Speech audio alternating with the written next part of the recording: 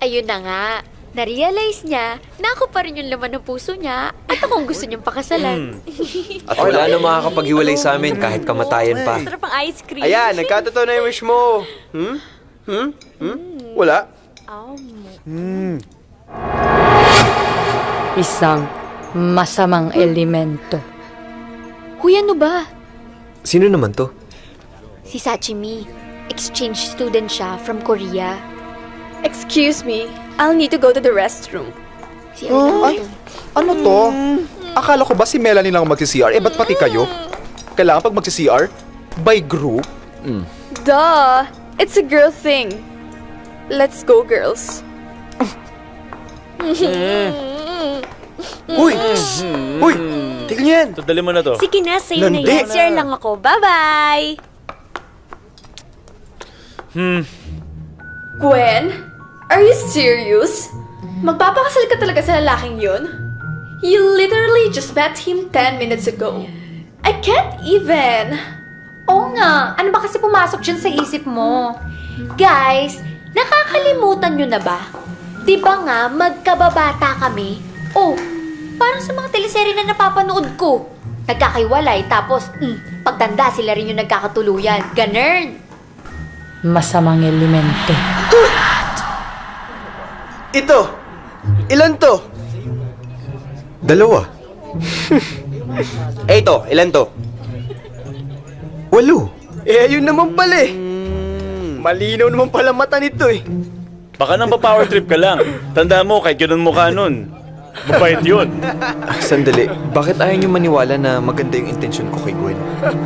Hoy, kayo nga, tigilan nyo nga si Tonton.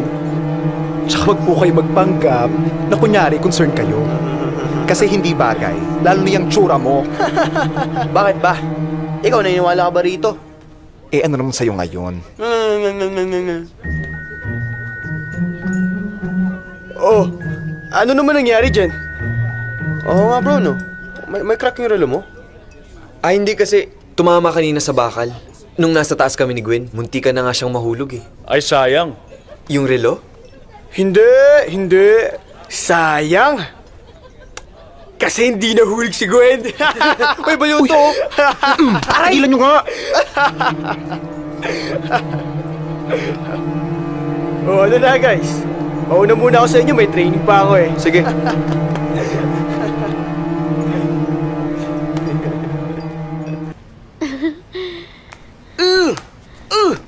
Anong sinabi mo ha? Hindi pwede, walang ikakasal! Di naman. Please, huwag kang sumigaw. Magpapakasal lang naman ako eh. Sumasagot ka pa ha? Honey, pigilan mo ako, ibibitin ko tong patiwarin! Naku, hindi. Go ahead. Ayan, nang magtanda. Mami naman eh. Ano ba akala mo, susuportahan namin ang kalokohan mo? Naturingan ka pa namang matalino, tapos saan mo ginagamit?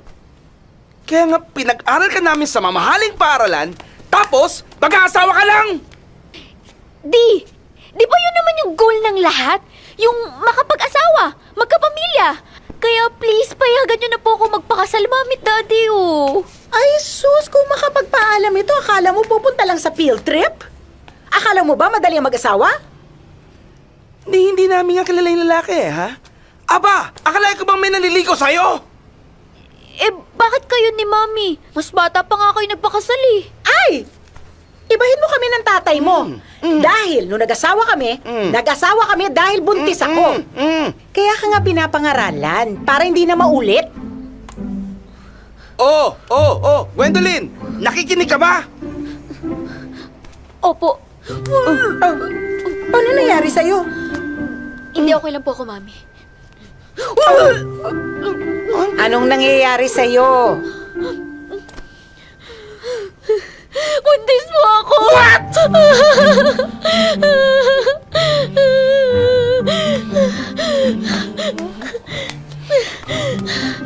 Mapapatay kong lalaki niyan, ha? Iharap mo sa akin yan. Ipapakasal ko kayo sa lalong madaling panahon. Di! Baka nagpapadalos-dalos ka lang sa desisyon mo, ha? Hindi. Bukas na bukas, yung lalaking yan, aakyat siya dito ng pamamanhikan. Ha? Okay!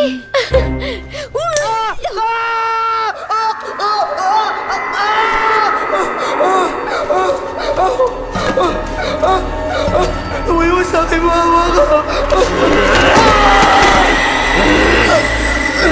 Ako, saan mo po papatayin? Wala mo lang ginawa sa'yo!